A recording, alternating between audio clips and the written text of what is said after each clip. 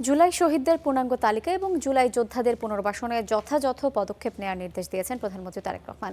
সচিবালয়ে আজ এই নির্দেশনা দেন তিনি। বিটিভি এবং বাংলাদেশ বেতারকে জনকল্যাণে কাজে লাগানোর কথাও বলেছেন সরকার প্রধান। বুধবার সকাল 10:30টার পর সচিবালয়ে যান প্রধানমন্ত্রী তারেক রহমান।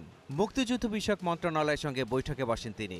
উপস্থিত ছিলেন মুক্তিযুদ্ধ বিষয়ক মন্ত্রী মেজর অবসরপ্রাপ্ত হাফিজ উদ্দিন আহমেদ ও প্রতিমন্ত্রী ইশরাক হোসেন।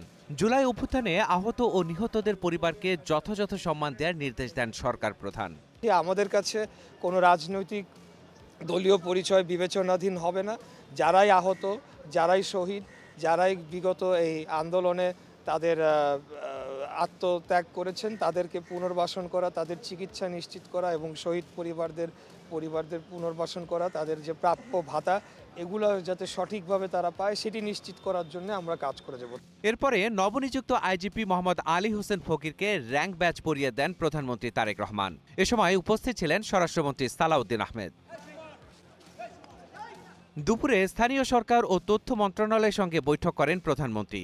বৈঠক শেষে তথ্যমন্ত্রী জহিরুদ্দিন স্বপন জানান, তরুণ প্রজন্মের মূল্যবোধ গড়তে প্রচার ও ডিজিটাল মাধ্যম কিভাবে ব্যবহার করা যায় সে বিষয়ে নির্দেশনা দিয়েছেন সরকার প্রধান। আমরা একটা তথ্য প্রযুক্তি নির্ভর কমিউনিকেশন সিস্টেমের মধ্যে সারা পৃথিবী এখন প্রবেশ করেছি। আমরা সেই আলোকে বিটিভিকে আমরা একটা জনগণের প্রচার মাধ্যমে রূপান্তরিত করতে চাই। তরুণ প্রজন্মের জন্য মূল্যবোধ গড়ার কাজে আমাদের সরকারের অধীনস্থ সমস্ত প্রচার মাধ্যমকে আমরা কিভাবে কাজে লাগাতে পারি এবং একই সঙ্গে সোশ্যাল মিডিয়াকেও আমরা কিভাবে কাজে লাগাতে পারি, আমরা এই ধরনের একটা দিক নির্দেশনার মধ্যে আজকের আলোচনা সীমাবদ্ধ ছিল। এদিকে সচিবালয়ে প্রধানমন্ত্রী তারেক রহমানের সঙ্গে সৌজন্য সাক্ষাৎ করেছেন জামায়াতের সেক্রেটারি জেনারেল মিয়া গোলাম পরোয়ার। চীন মৈত্রী সম্মেলন কেন্দ্রে আগামী 28 ফেব্রুয়ারি জামায়াতের ইফতার মাহফিলে প্রধানমন্ত্রীকে দাওয়াত দেন তিনি। উনি দাওয়াত খুব আন্তরিকতার সাথেই কবুল করেছেন এবং আমাদেরকে যাবেন বলে আশ্বস্ত করেছেন। মাহাদি হাসান, স্টার নিউজ, ঢাকা।